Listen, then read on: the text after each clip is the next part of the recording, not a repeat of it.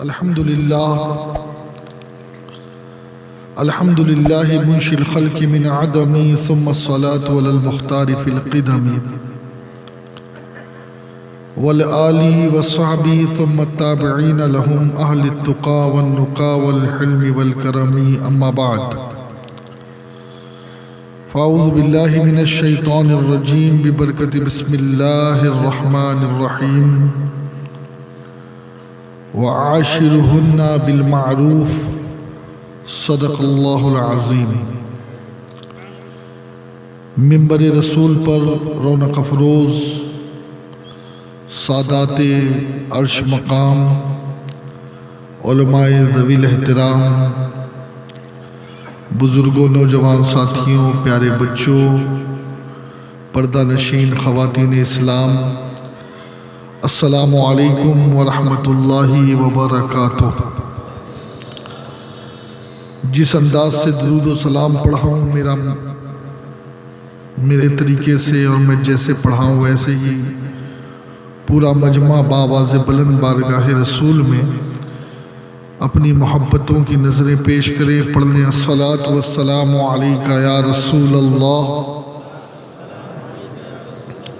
अस्सलातु वस्सलामु अलैका या हबीब अल्लाह, अस्सलातु वस्सलामु अलैका या नबी अल्लाह व अला आलिका व अस्हाबिका या नूर अल्लाह सल्लल्लाहु ताला अलैहि वसल्लम। सुबह तैबा में हुई बढ़ता है बाड़ा नूर का, सदका लेने नूर का आया है तारा नूर का। जो गदा देखो लिए जाता है तोड़ा नूर का, नूर की सरकार है क्या इसमें तोड़ा नूर का। मैं गदा तो बादशाह भर दे प्याला नूर का, नूर दिन दूना तेरा दे डाल सदका नूर का। ये जो महरो माह पे है इतलाक आता नूर का, भीख तेरे नाम की है इस्तिआरा नूर का। अंबिया अज्जा है तू बिल्कुल है जुमला नूर का, इस इलाके से है उन पर नाम सच्चा नूर का। बज़्म वहदत में मज़ा होगा दोबाला नूर का, मिलने शम्ए तूर से जाता है इक्का नूर का। क्या बना नामे खुदा असरा का दूल्हा नूर का, सर पे सहरा नूर का बरमे शहाना नूर का।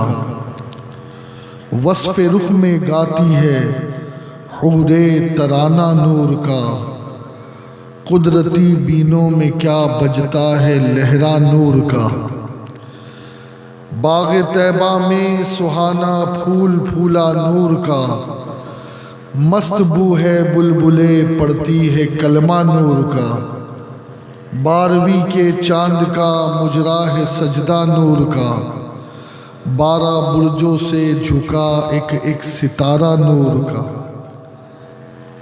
चांद झुक जाता जिधर उंगली उठाते महद में, क्या ही चलता था इशारों पर खिलौना नूर का। काफ गेसू हा दहन या अब्रू आंखें ऐन सौद, काफ हा या ऐन सौद उनका है चेहरा नूर का। शम्मा दिल मिशकात तन सीना जुजाजा नूर का, शम्मा दिल मिशकात तन सीना जुजाजा नूर का। शम्मा दिल मिशकात तन सीना जुजाजा नूर का, तेरी सूरत के लिए आया है सूरा नूर का। पुष्ट पर ढलका सरे अनवर से शिमला नूर का, देखे मूसा तूर से उतरा सहीफा नूर का। ताज वाले देख कर तेरा इमामा नूर का, ताज वाले देख कर तेरा इमामा नूर का, सर झुकाते हैं इलाही बोल बाला नूर का। या भी दागे सजदे तैबा है तमगा नूर का, ए कमर क्या तेरे ही माथे है टीका नूर का। भीख ले सरकार से ला जल्द कासा नूर का, माह नौ तैबा में बढ़ता है महीना नूर का। माह नौ तैबा में बढ़ता है महीना नूर का। और नारियों का दौर था दिल जल रहा था नूर का, तुमको देखा हो गया ठंडा कलेजा नूर का। अर्श भी फिरदौस भी उस शाहे वाला नूर का, ये मुसम्मन बुर्ज वो मुश्कुए आला नूर का। नूर की सरकार से पाया दोशाला नूर का, नूर की सरकार से पाया दोशाला नूर का। हो मुबारक तुमको जुन्नूरैन जोड़ा नूर का।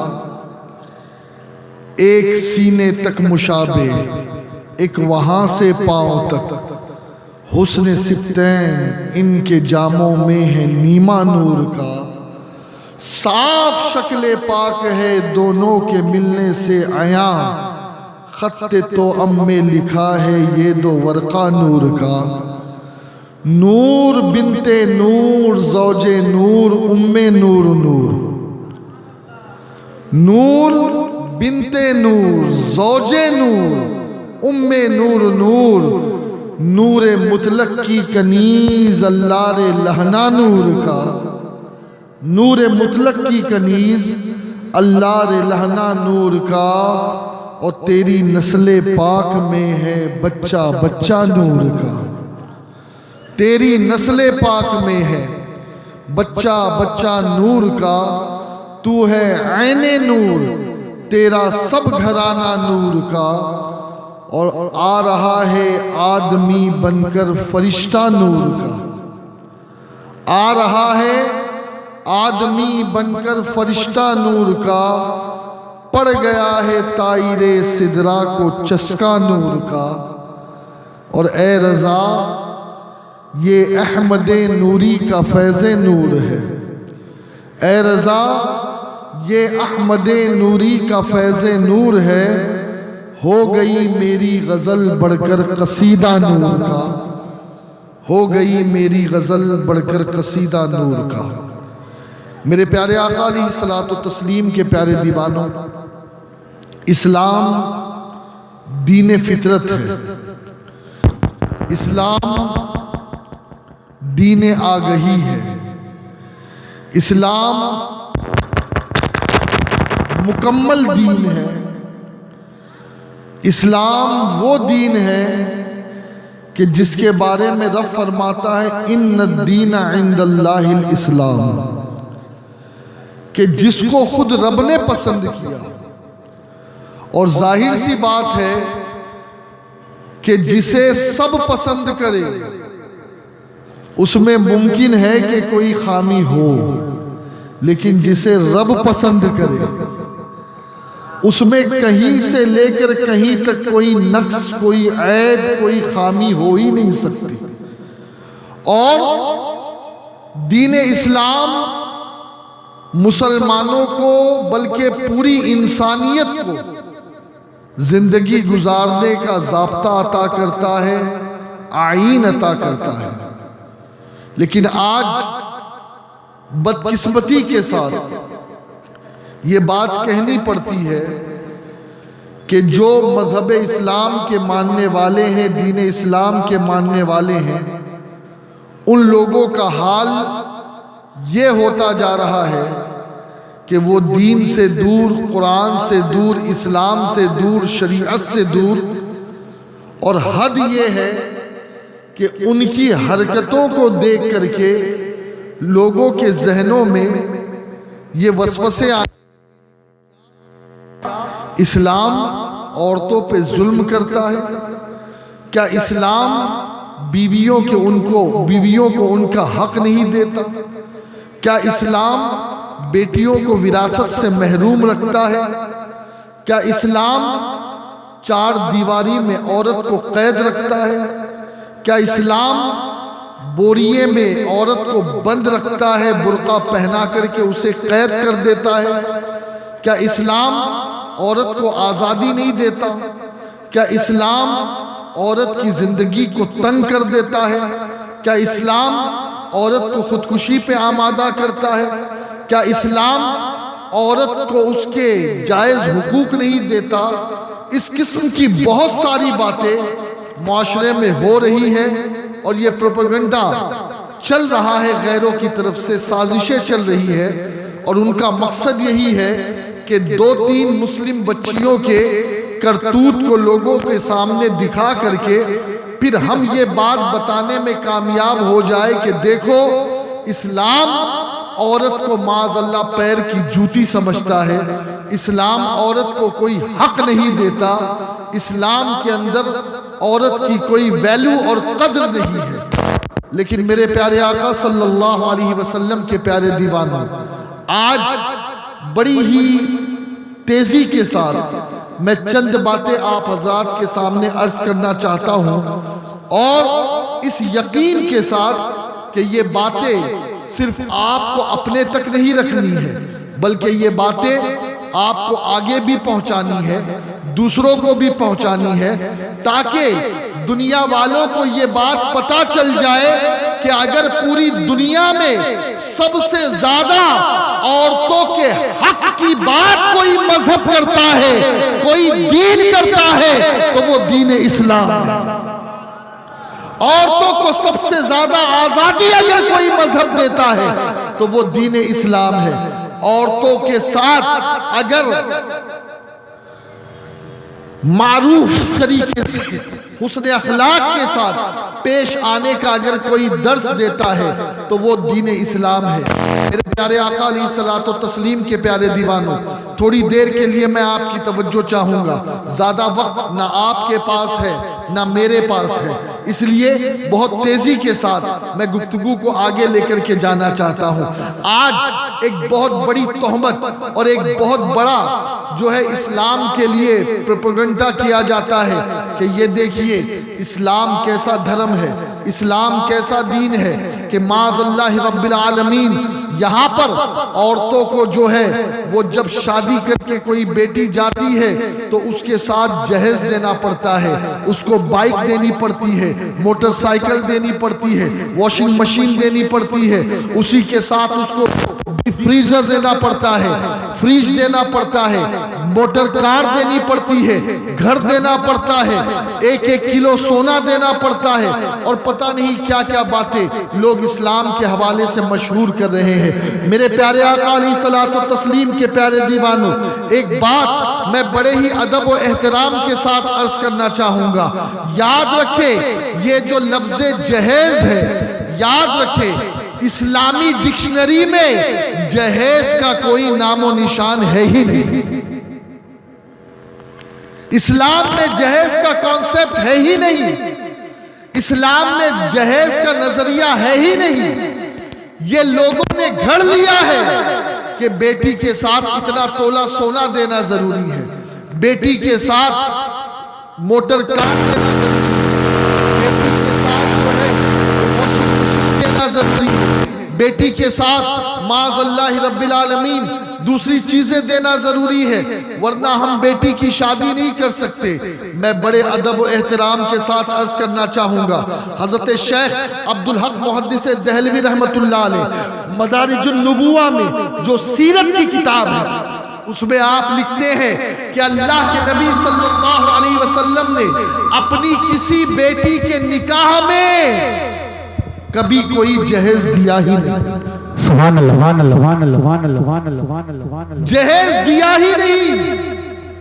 वो लोग जो ये कहते हैं कि जहेज देना सुन्नत है, वो अपनी इस्लाह करें, इसलिए कि मैं उसकी बात कर रहा हूं हिंदुस्तान में इल्म हदीस पर जिसका सबसे बड़ा एहसान है। मुहक्किक अल इतलाक खातिमुल मुहक्किकीन हजरत शेख अब्दुल हक मुहद्दिस दहलवी रहमतुल्लाह ताला अलैह ने इस बात को मदारिजुन नबुव्वा में नकल किया है।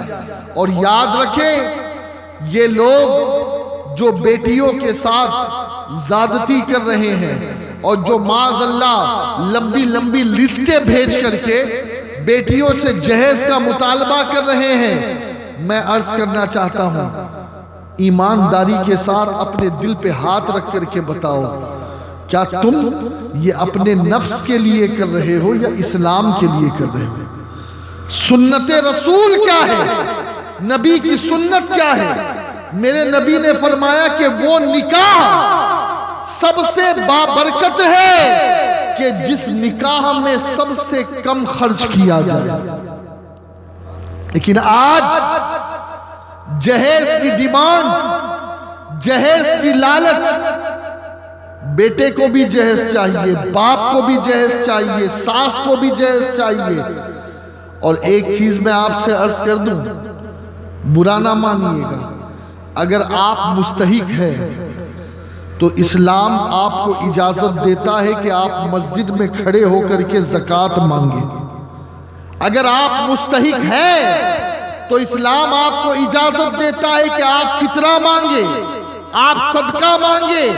लेकिन इस्लाम किसी भी सूरत में किसी बेटे को, किसी बाप को, किसी औरत को यह इजाजत नहीं देता कि वो किसी से जहेज का 1 रुपया भी मांगे। ये गैर इस्लामी है, ये कॉन्सेप्ट ही गलत है कि जो जहेज मांगने का, इस्लाम में जहेज है ही नहीं। और रहा सवाल कि लोग कहते हैं कि बीबी फातिमा को हुजूर ने चक्की दी, बीबी फातिमा को हुजूर ने बिछाने के लिए एक जो है वो चादर दी और एक तकिया दिया और कुछ बर्तन दिए। बात क्या है वो समझिए। हजरत अबू बकर सिद्दीक हुजूर की बारगाह में गए, अर्ज की कि या रसूलल्लाह अलैहिस्सलाम, मैं आपकी बेटी फातिमा से निकाह करना चाहता हूँ। मेरे नबी सल्लल्लाहु अलैहि वसल्लम ने फरमाया कि नहीं, मैं फातिमा के बारे में अल्लाह के हुक्म का मुंतजिर हूँ। फिर हजरत उमर पहुँचे, उन्होंने भी यही बात की। अल्लाह के नबी अलैहिस्सलाम ने हजरत उमर को भी मना कर दिया। हजरत उमर और हजरत अबू बकर सिद्दीक रज़ियल्लाहु अन्हुमा, ये दोनों ने मिलकर मशवरा किया और फिर इन दोनों ने मिलकर के मौला अली को भेजा, मौला अली को भेजा। और जब मौला अली ने हुजूर की बारगाह में सैयदा फातिमा ज़हरा का हाथ मांगा तो मेरे नबी ने मना नहीं किया, अहलन व सहलन कह के उनका इस्तकबाल किया और फरमाया कि अल्लाह की जानिब से भी मुझे यही हुक्म था। और फिर मेरे आका अलैहिस्सलातो तस्लीम ने हजरत अली से फरमाया, हजरत अली से फरमाया, ऐ अली, तुम्हारे पास शादी की तैयारी क्या है, शादी का इंतजाम क्या है? अर्ज करते या रसूलल्लाह, मेरे पास तो कुछ भी नहीं है। हाँ, 2 चीजें हैं, एक तलवार है और दूसरी ज़िर्रे बख्तर जो आपने फला फला जंग के मौके पे मुझे खुश होकर अता फरमाई थी। अल्लाह के नबी सल्लल्लाहु अलैहि वसल्लम ने फरमाया, तलवार को अपने पास रहने दो, ये जो ज़िर्रे बख्तर है, ये जो ज़िरा है, इसे जाकर के फरोख्त कर दो। हजरत मौलाए कायनात अली मुर्तज़ा शेर खुदा करम अल्लाह वजहुल करीम फरोख्त करने के लिए उस्मान ज़ुन्नुरैन के पास जाते हैं। हजरत उस्मान ज़ुन्नुरैन कहते हैं, कितने में बेचोगे, क्या कीमत लगाई है आपने? तो हजरत उस्मान गनी रज़ियल्लाहु ताला अन्हु से मौलाए कायनात कहते हैं कि ये ज़िरा फला जंग के मौके पे हुजूर ने मुझे अता फरमाई, ये हुजूर की ज़िरा है और मैंने इसकी कीमत 400 दिरहम लगाई है मार्केट के हिसाब से। हजरत उस्मान गनी रज़ियल्लाहु ताला अन्हु ने देखा कि अली शादी करना चाहते हैं, अली को निकाह करना है, अली को पैसों की जरूरत है, तो आपने कहा कि तुमने 400 दिरहम इसकी कीमत लगाई है और मैं उस्मान तुम्हें 800 दिरहम देता हूं इस ज़िरा के बदले। 800 दिरहम अता की। हजरत उस्मान गनी ने 800 दिरहम दिए और फिर उसके बाद कहा, इसलिए कि शादी का मौका है ना, शादी का मौका है, तो ए अली, शादी में तोहफा दिया जाता है। ये ज़िरा मैंने खरीद ली, ये ज़िरा मेरी हो गई, लेकिन अब मैं अपनी खुशी से तुम्हें ये ज़िरा भी तोहफे में देता हूं। आप देखें ना, अबू बकर और उमर हाथ मांगने के लिए नबी की बारगाह में भेजने वाले, उस्मान गनी तैयारी के लिए महर की रकम वगैरह के लिए 800 दिरहम देने वाले, और फिर शादी हो रही है मौला अली की और फातिमा ज़हरा की। गोया ये जो निकाह मुनक्किद हुआ है, इस निकाह में अबू बकर भी शामिल है, उमर भी शामिल है, उस्मान भी शामिल है, और कयामत तक के इस निकाह से जो औलाद होगी, इन औलाद पर भी अबू बकर, उमर और उस्मान का एहसान रहेगा। और फिर सुनिए, अल्लाह के नबी अलैहिस्सलातो तस्लीम ने हजरते मौला अली करमल्लाहु वजहुल करीम सामने आए, जिब्रील आए, अर्ज करते या रसूल अल्लाह, अली यो फातिमा का निकाह, अली यो फातिमा का निकाह अल्लाह ने अर्श पर कर दिया है,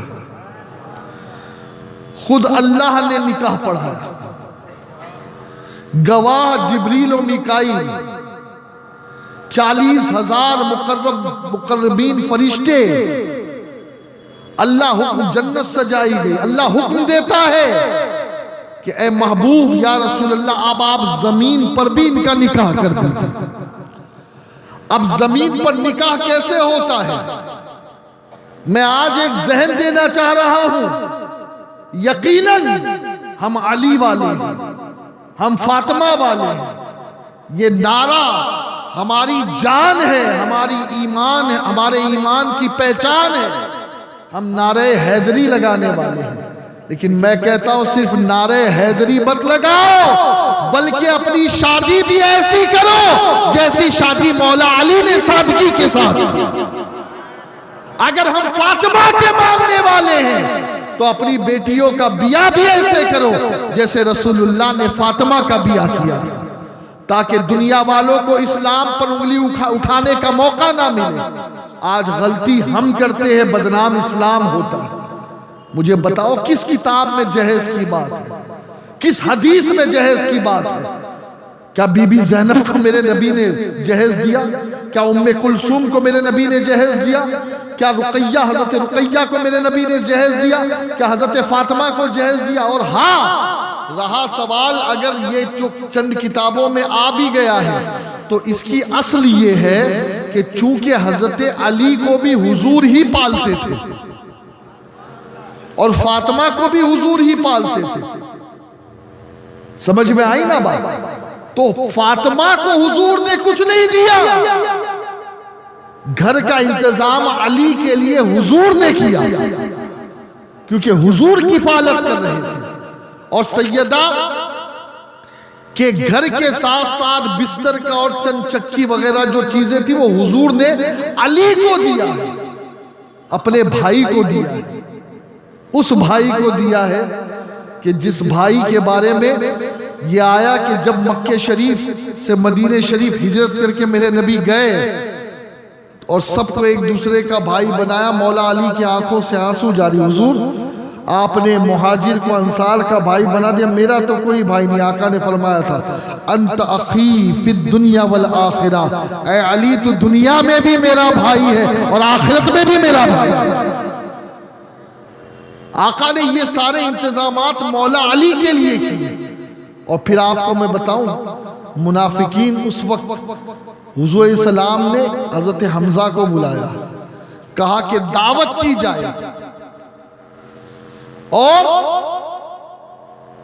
उन लोगों के जहनों में बात चल रही थी कि वलीमा कैसे होगा, दावत। हुजूर फरमाया कि 10-10 लोग खाते जाए, 10-10 लोग आते रहे, खाते रहे, पूरा मदीना वलीमे से सरफराज हो गया। और एक बात अर्ज करूं, हजरत फातिमा ने अपने नाना से, अपने अब्बा जान से कहा, अब्बा जान मेरा महर क्या होगा, मेरा महर क्या होगा? कहा हुजूर या रसूलल्लाह मैं आपकी बेटी हूँ, मेरा महर कुछ और होना चाहिए। आका ने फरमाया फातिमा क्या चाहती हो? कहा आका मेरा महर ये हो कि मेरे महर के इवज आपकी गुनहगार उम्मत बख्शी जाए, आपकी गुनहगार उम्मत बख्शी जाए। मेरे प्यारे आका अलैहिस्सलातो तस्लीम के प्यारे दीवानों, इस वाक़िए को और इस शादी को सुनाने का बस एक मकसद है। अगर हम अली वाले हैं, अगर हम फातिमा वाले हैं, अपनी शादियों को फजूल खर्ची से बचाओ, गलत रसूमात को अपनी शादियों से दूर करो और फिर आपकी जो जिंदगी होगी वो इंशाअल्लाह रब्बुल इज्जत अच्छी तरीके से गुजरेगी। अब आइए थोड़ा और हम आगे बढ़ते हैं। मेरे प्यारे आका अलैहिस्सलातो तस्लीम के प्यारे दीवानों, अब आप देखें लोग तरह तरह की बातें करते हैं कि इस्लाम में बच्चियों के हक नहीं दिए जाते, इस्लाम में औरतों के हक नहीं दिए जाते, इस्लामी बच्चियां खुदकुशी कर रही है, मर रही है, कोई जान दे रही है, कोई जलकर मर रही है।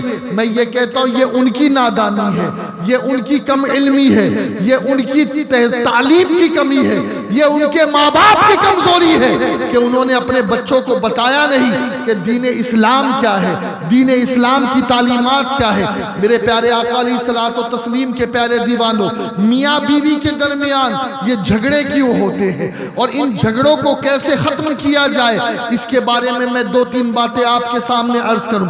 सबसे पहली चीज तो मैं अपनी बहनों से अर्ज करूंगा, ऐ मेरी बहनों कान खोल करके सुने।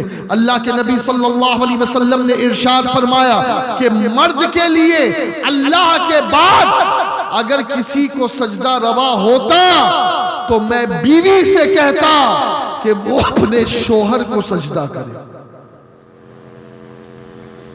एक औरत के लिए हम पति परमेश्वर नहीं कहते, हम तो अल्लाह के मानने वाले हैं, लेकिन हां हमारे नबी की तालीम से हमें यह बात मिलती है कि अल्लाह के बाद अगर कोई काबिले इज्जत बीवी के लिए है तो वो उसका शौहर है।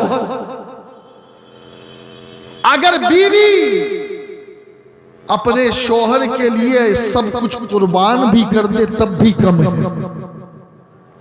बल्कि हदीस पाक में यह आया है, अल्लाह के नबी सल्लल्लाहु अलैहि वसल्लम ने इरशाद फरमाया कि अगर किसी शौहर के पूरे जिस्म पर फोड़े हो जाए और पीप रसने लगे और बीवी अपनी जबान से चाट चाट कर पूरे बदन से पीप को साफ करे, कभी उसने अपने शौहर का हक अदा नहीं किया। शौहर का हक बहुत बड़ा, एक शौहर के लिए दुनिया में उसकी मां से बढ़कर कोई नहीं, और एक बीवी के लिए दुनिया में उससे शौहर से बढ़ के कोई नहीं।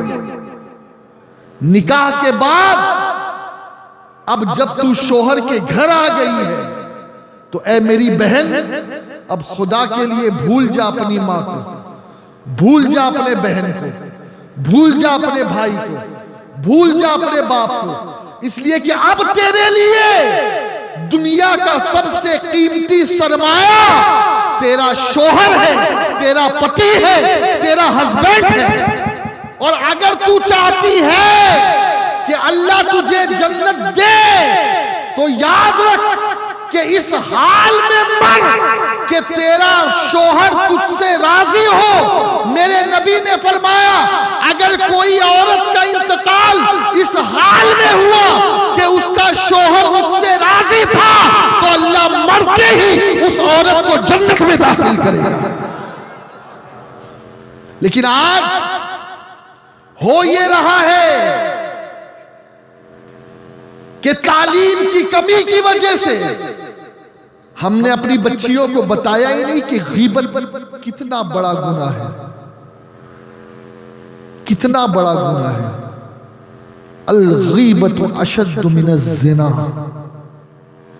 ज़िना इतना बड़ा पाप नहीं है जितना बड़ा पाप गीबत है, बैकबाइटिंग, यहां की वहां, वहां की यहां। ऐ मेरी बहन, तेरे हाथ में तेरा घर है। तू चाहे तो अपने घर को जन्नत बना और तू चाहे तो अपने घर को जहन्नम बना। तेरी मां तुझसे लाख पूछे बेटी ससुराल में कैसी है, मां से कह मां तू दुआ कर, अल्लाह का शुक्र है।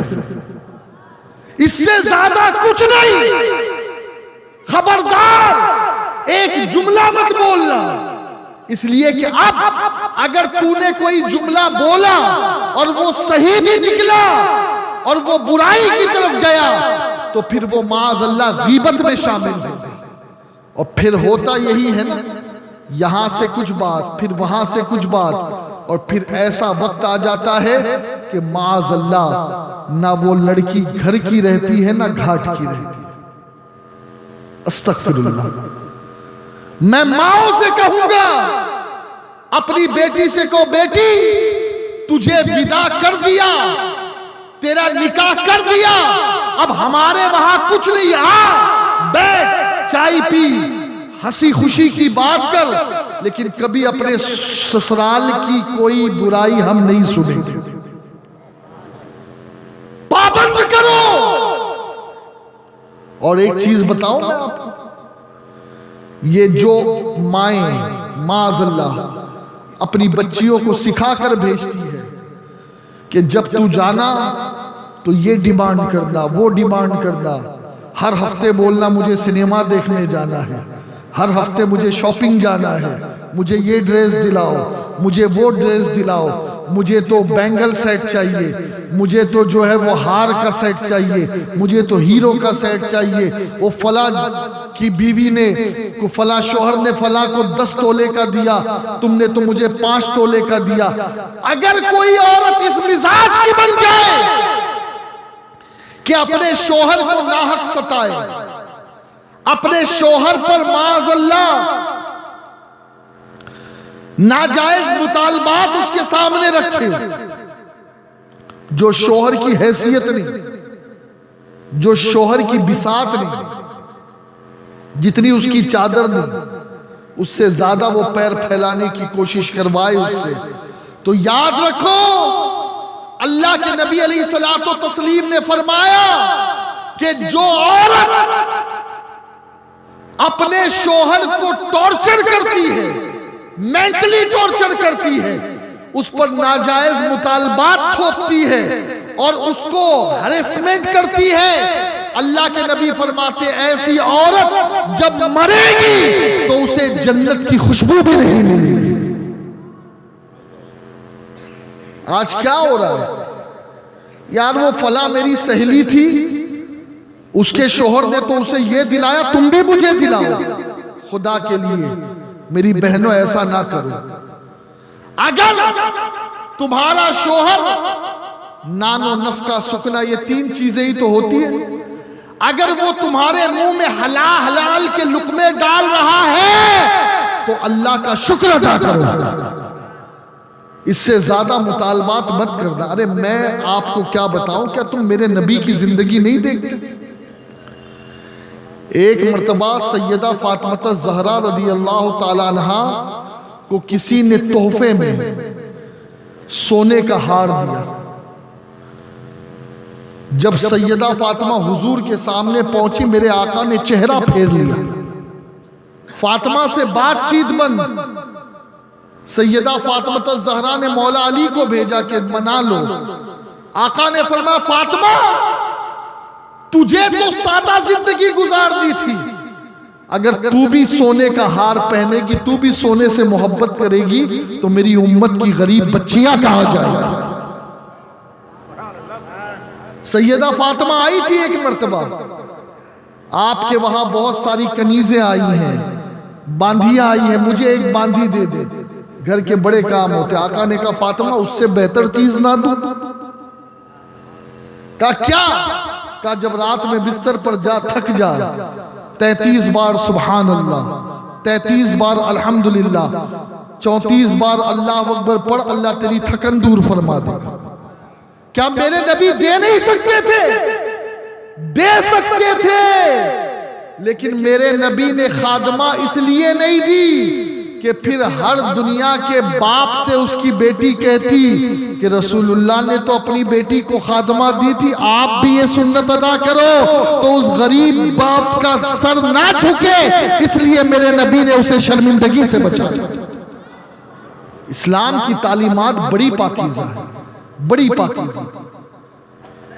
तो अर्ज ये कर रहा था कि कभी जरूरत से ज्यादा अपने शोहर को टॉर्चर ना करें। अब ये तो हो गई औरतों के लिए बात, और एक चीज अर्ज कर दूं मैं, जहेज के बारे में तो मैंने कह दिया कि इसका इस्लाम में कोई लेकिन हाँ, महर ये बीवी का हक है। बीवी जितना चाहे उतना महर मुकर्रर कर सकती है, और अगर वो जल्दी का मुअज्जल होता है ना, मुबज्जल और मुअज्जल, वो मुअज्जल कहे तो जब तक शोहर उसे ना दे हाथ नहीं लगा सकता।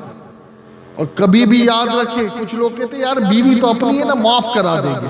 हुजूर ने फरमाया जो महर माफ कराने की नीयत से रखे तो ऐसा शख्स जानी होके मरेगा,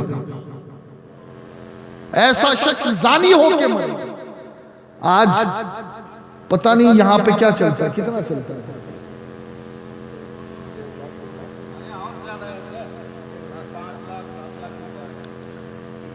$10 लाख भी मांग सकती है, 1 करोड़ भी मांग सकती है बीवी, लेकिन एक चीज याद रखें, नीयत ये हो कि मुझे अदा करनी है। और इस्लाम पाबंद नहीं करता बीवी को, 2-3 चीजें उसका हक है। एक तो ये है, और एक चीज ये कि कुछ जगहों पर यह देखा जाता है कि शादी करने के बाद फिर भाई ये कहते हैं कि भाई तेरी शादी हो गई तो अब माँ बाप की प्रॉपर्टी में तेरा कोई हिस्सा नहीं। अगर बेटे के हिस्से में 10 लाख आएगा तो 5 लाख बेटी के हिस्से में भी आएगा, और ये देना है, ये इस्लाम का कानून है, ये विरासत है, ये तरका है, ये उस बेटी का हक है। शादी अलग चीज है, शादी के खर्च अलग चीज है, ये चीजें याद रखें। और अपनी बेटी को एक बात जरूर समझाएं कि बेटी, इस्लाम में खुदकुशी हराम है। अल्लाह के नबी अलैहिस्सलाम ने फरमाया किसी भी, देखिए इसीलिए तो ये तलाक के मामलात रखे भी गए हैं कि जब निभे ना तो फिर वो काजी के पास जाकर के शिकायत करो, काजी शरा देखे कि क्या हकीकी मानों में बीवी पर जुल्म हो रहा है, तो फिर अगर वो समझा सकता है तो समझा दे, और अगर नौबत आगे निकल चुकी है तो फिर फस्ख़ निकाह का उसको हुक्म है। तब भी इस्लाम में खुदकुशी की इजाजत नहीं है। अल्लाह के नबी फरमाते हैं सल्लल्लाहु अलैहि वसल्लम के जो खुदकुशी करे तो जिस हथियार से उसने, मिसाल के तौर पे वो पहाड़ से कूद के गिरा, या किसी ने जो है अपने आप को छुरी भोंक करके हलाक कर दिया, जहर पी करके हलाक कर दिया, फांसी लगा करके आग में अपने आप को जला दिया डूब करके, तो इन तमाम सूरतों में वो तकलीफ जो उसे हुई है वो कयामत तक के उसे होती रहेगी, कयामत तक की होती है। इस्लाम में इजाजत है ही नहीं खुदकुशी कहीं से कहीं तक। तो ये चंद बातें मैंने औरतों के लिए, अब चंद बातें मर्दों के लिए। आज एक मर्द को यह बात समझनी है कि मैं अगर निकाह कर रहा हूं, किसी के दिल का टुकड़ा लेकर आ रहा हूं, किसी के घर के चांद को अपने आंगन में उतार रहा हूं, किसी की दिल की धड़कनें उसके घर से छीन कर ला रहा हूं, किसी की लख्ते जिगर नूरे नजर को अपने घर ला रहा हूं, उसने तुम्हारे लिए सब कुछ छोड़ दिया, मां छोड़ी, बाप छोड़ा, भाई बहन, अपना वो घर जहां से बचपन से पैदा हुई, परवरिश पाई। अब जब वो तुम्हारे पास आ गई, वो अल्लाह की एक अमानत है। अब तुम्हारा हक ये है कि जो खाओ उसे भी खिलाओ, जो पहनो उसे भी पहनाओ। कोशिश करो कि कभी उसका दिल ना दुखे, कोशिश करो कभी उसे तकलीफ ना पहुंचे, कोशिश करो। ये तो मर्द की अक्लमंदी है कि वो अपनी मां को भी राजी रखे, अपनी बीवी को भी राजी रखे। ये तो मर्द की अक्लमंदी है, उसकी दानाई। और जो सबसे अहम चीज मैं आपसे अर्ज कर दूं, इस्लाम में आपके घर वालों के कपड़े धोना बीवी पे फर्ज या वाजिब नहीं है। जमीन पोंछना घर का ये आपकी बीवी पे फर्ज या वाजिब नहीं है। बर्तन धोना ये आपकी बीवी पे फर्ज या वाजिब नहीं है। बहुत कान खोल के सुने, आपके लिए खाना पकाना भी उस पे फर्ज या वाजिब नहीं है। ये तो हमारी औरतें समझती नहीं है। नान और नफका, नान तो रेडीमेड होती है। अगर वो इतना समझने लगे ना, फिर तो सिर्फ ऑर्डर ही ऑर्डर चलेगा। लेकिन इसके बावजूद वो बच्ची कपड़ा भी धो रही है, बर्तन भी धो रही है, झाड़ू भी लगा रही है, पोछा भी दे रही है। ये एहसान है उसका। इस्लाम ने पाबंद नहीं किया है उसे। आप क्या समझते हैं? अच्छा, आप अपनी देखिए, मर्द की खिदमत तो कहीं से किसी हद तक समझ में आ जाए, लेकिन मर्द की मां की खिदमत इस पर जरूरी नहीं, मर्द के भाई की खिदमत इस पर जरूरी नहीं, मर्द के भाभी की खिदमत इस पर जरूरी नहीं है। समझिए इस्लाम को। ताली दो हाथ से बजती है। हम भी कहीं ना कहीं अपनी बीवी के साथ जुल्म कर रहे हैं। वो जो कर रही है उसका शुक्रिया अदा करो। दो मीठे बोल बोलो। और एक चीज बताओ मैं आपको, इस्लाम में झूठ बोलने की इजाजत नहीं है, लेकिन ऐसा झूठ कि जिससे बीवी का दिल खुश हो जाए, और बीवी को खुश करने के लिए आप बोलते हो, तो इस्लाम में उसकी पकड़ भी नहीं है। इस्लाम में उसकी पकड़ भी नहीं है। वजह क्या है? इस्लाम ये चाहता है कि तुम्हारी बीवी तुमसे खुश रहे, तुम्हारी बीवी तुमसे राजी रहे। और एक चीज अर्ज करूं मैं, अल्लाह के नबी अलैहिस्सलाम की हदीस है। आका फरमाते हैं कि औरतें पसली, बाईं पसली से, और पसली टेढ़ी होती है, लिहाजा इसको सीधे करने की कोशिश मत करना, वरना टूट जाएगी, और टूटना ही तलाक है। जितना फायदा हासिल कर सकते हो हासिल कर लो, जितना बेनिफिट मिल रहा है बेनिफिट हासिल कर लो।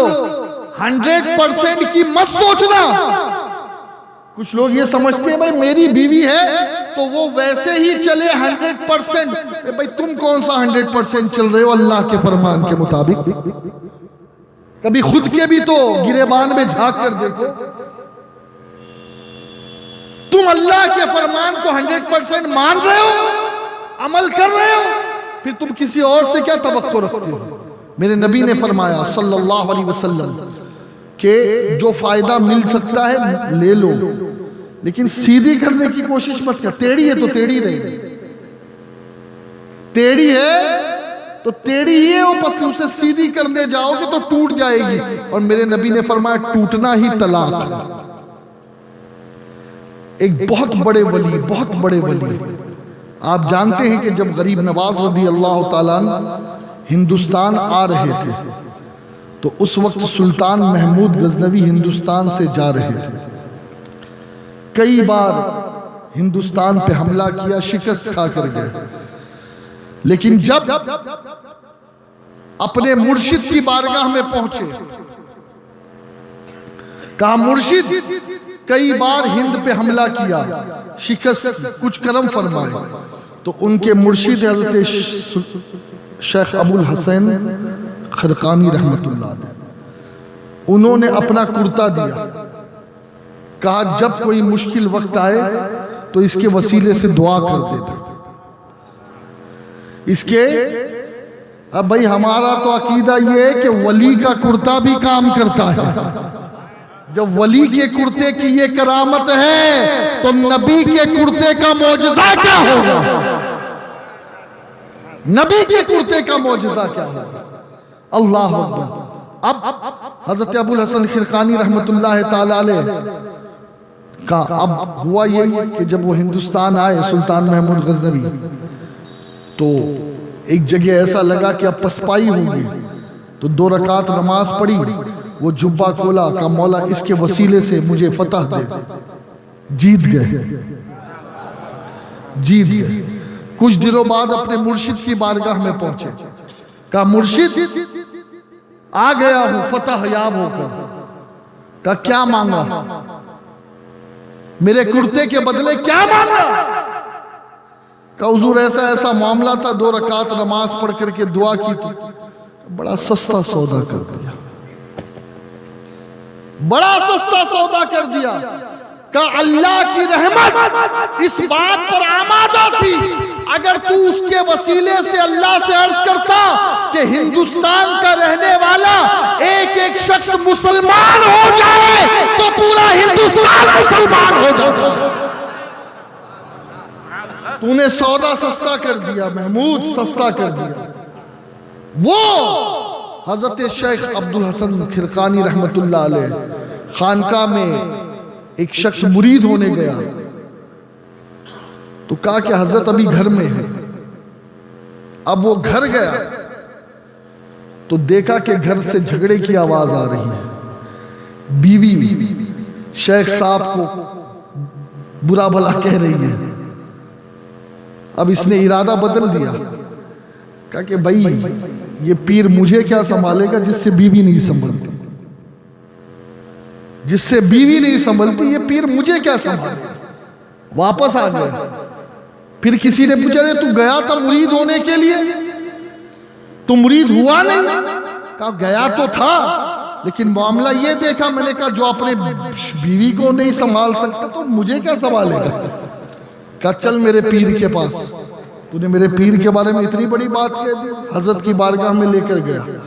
कहा क्या बात है? कहा हुजूर वो मुरीद होने आया था, ऐसी ऐसी बात। कहा नादान, आज अल्लाह ने मुझे ये जो मकाम दिया है, ये मकाम सिर्फ इसलिए है कि मैं अपनी बीवी की सख्तियों पे सब्र करता हूं। अल्लाह ने मुझे विलायत का मकाम अता कर दिया। ये मामूली चीज नहीं है। हमेशा बीवी ही सब्र ना करे, तुम भी सब्र सीखो। मेरे नबी ने कभी अपनी किसी बीवी पे हाथ नहीं उठाया। मेरे नबी की तो 12 बीवियां थी, 12 बीवियां थी।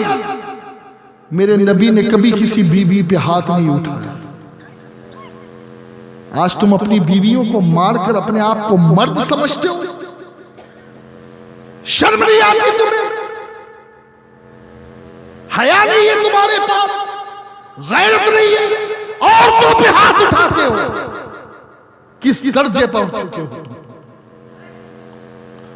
ये नाजुक इसलिए थोड़ी है, ये फूल तुम्हारे घर में इसलिए थोड़ी भेजा गया था कि तुम इसकी पंखड़ियों को तोड़ करके फेंक दो, मरोड़ करके। इज्जत करो। और मेरे प्यारे आका अलैहिस्सलातो तस्लीम के प्यारे दीवानों, औरतों के बातों पे जितना सब्र करोगे मौला उतना मकाम बुलंद करता जाएगा। आज बस गुफ्तगू को यहीं मैं ख़त्म करता हूँ, इसलिए कि वक्त में गुंजाइश नहीं है। मेरे बाद भी आपको एक खिताब सुनना है। और एक बात सिर्फ आखिर में मैं अर्ज़ करता हूँ आपसे कि ऐसे लोगों के साथ कभी भी दोस्ती मत रखें कि जो माज़अल्लाह सुम्मा माज़अल्लाह मेरे नबी के इल्मे गैब के मुनकिर है। क्या कहा मैंने? इल्मे गैब के मुनकिर, जो कहे माज़अल्लाह अल्लाह के अलावा इल्मे गैब किसी के पास नहीं। हमारा अकीदा यह है कि हकीकी इल्मे गैब जानने वाला अल्लाह है, और अल्लाह की अता से मेरा रसूल भी इल्मे गैब जानता है। अल्लाह की अता से, बोलिए जोर से बोले, अल्लाह की अता से मेरा रसूल भी इल्मे गैब जानता है। बस एक आयत पेश करता हूं मैं, ताकि ऐसे लोगों से बचो। हाँ, दाढ़ी मत देखना, पेशानी के दाग मत देखना, नमाज की तबलीग मत देखना, चेक ये करना ये नबी का अदब वाला है या नहीं, नबी के अदब वाला है या नहीं। एक मर्तबा हुजूर के दौर में कई मुफस्सिरीन ने इसे लिखा है कि एक साहब की ऊंटनी गुम हो गई, और एक रिवायत में यह है कि मेरे नबी किसी जंग से लौट रहे थे, तो उस वक्त किसी शख्स का मदीने में इंतकाल हो गया। तो उस वक्त कोई मोबाइल फोन तो था नहीं, हुजूर ने कह दिया मदीने में फला फला शख्स का इंतकाल हो गया। तो ये जो मुनाफिक थे, मोहम्मद गैब क्या जाने, मदीने में कोई मरा, इन्हें क्या खबर, माज़अल्लाह, समझे ना, बोली बोली समझे, मोहम्मद गैब क्या जाने। और ऐसे ही जैसे वो कहा, वो सहाबी, तो हुजूर ने कहा कि तेरी ऊँटनी गुम गई। हाँ, कहा फला फला वादी में एक पेड़ में अटक गई है। वो सहाबी गया तो उसे मिल भी गई, लेकिन उसने नबी के बारे में ये बात कही कि नबी को क्या मालूम, माज़अल्लाह। और आज भी ये भी यही बोलते कि नबी को क्या मालूम। अब सुनो, ऐसे लोगों के बारे में कुरान ने क्या कहा। हुजूर ने उन लोगों की अपने पास बुलाया, कहा तुमने ऐसी बातें की? कहा नहीं, वो हम नहीं थे, वो तो कुछ बच्चे थे और कुछ लोग थे, वो तो हंसी हंसी में तफरीहन वो कुछ कह रहे थे। कुरान की आयत नाजिल हुई, कुल अबिल्लाहि व आयातिही व रसूलिही कुंतुम तस्तहज़िऊन। क्या तुम्हें मजाक करने के लिए अल्लाह की आयतें, अल्लाह के रसूल ही मिले थे, अल्लाह और रसूल ही मिले थे? ला तातज़िरू क़द कफ़रतुम बादा ईमानुकुम, बहाने मत बनाओ, तुम सब काफिर हो गए ईमान लाने के बाद। ईमान लाने के बाद तुम काफिर हो गए। जो मेरे नबी के गैब का मजाक उड़ाए वो ईमान वाला हो ही नहीं सकता। अल्लाह ताला हम सबको अमल खैर की तौफीक अता फरमाए। आप नात शरीफ सुनना चाहेंगे? कितने लोग सुनना चाहेंगे? लेकिन मैं आपसे एक वादा लेना चाहूंगा, अगर आपको नात शरीफ सुनना है तो कल फुलवरिया ईदगाह राजमहल कितने लोग आएंगे? देखिए हाथी लोग नहीं उठा रहे जी, इतने ही लोग। अरे कल तो एक नहीं, इंशाल्लाह मैं भी रहूंगा और भी बड़े बड़े नातखा आएंगे इंशाल्लाह, बड़े बड़े अजीम मुकर्रिर खिताबात करने आएंगे माशाल्लाह।